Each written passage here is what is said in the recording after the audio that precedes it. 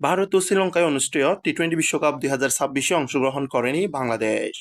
অংশগ্রহণ না করায় বাংলাদেশের ক্রিকেটের ভবিষ্যৎ নিয়ে চিন্তায় ছিল ক্রিকেট মহল। বিশেষ করে আগামী টি-20 বিশ্বকাপে বাংলাদেশের অবস্থান কেমন হবে তা নিয়ে। 18 ফেব্রুয়ারি বুধবার ইন্টারন্যাশনাল ক্রিকেট কাউন্সিল আইসিসি থেকে সুখবর পেল বাংলাদেশ। আইসিসি জানিয়েছে আগামী 9 মার্চ পর্যন্ত টি-20-র শীর্ষ 12টি দল টি-20 বিশ্বকাপে সরাসরি খেলতে পারবে।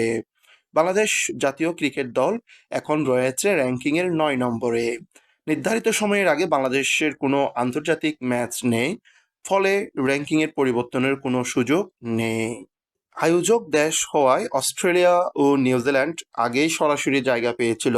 সেই সাথে 2026 টি-20 বিশ্বকাপের সুপার 8-এ ওঠা সব দলই 2028 টি-20 বিশ্বকাপ নিশ্চিতভাবে খেলবে। র্যাঙ্কিং অনুযায়ী বাংলাদেশের মতো আরও সরাসরি খেলার সুযোগ পাচ্ছে আফগানিস্তান ও আয়ারল্যান্ড। 2026 টি-20 বিশ্বকাপের আসরের মতো আগামী 2028 টি-20 বিশ্বকাপের আসরও খেলবে 20 দল। 12 দল চূড়ান্ত হওয়ার পর বাকি 8টি দল বাছাই হবে আঞ্চলিক বাছাই পর্বের মাধ্যমে।